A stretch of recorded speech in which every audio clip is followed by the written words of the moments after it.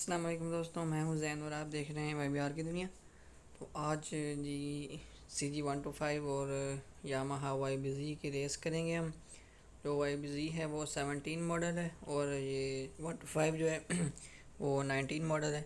हाँ, आज हम थोड़ी लॉन्ग रेस करेंगे कि देखते हैं फिर क्या रिज़ल्ट निकलता है। मैं इसकी रीडिंग दिखाऊँ आपको कि इसकी रीडिंग है जी 23,871 और YBZ की रीडिंग 18,481।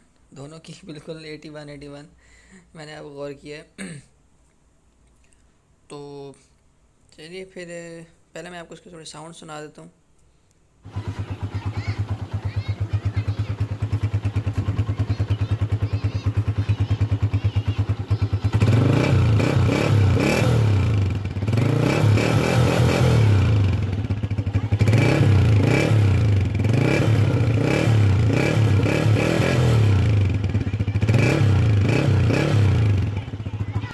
तो चलिए अब फिर हम आप रेस देखें कि क्या रिज़ल्ट निकले।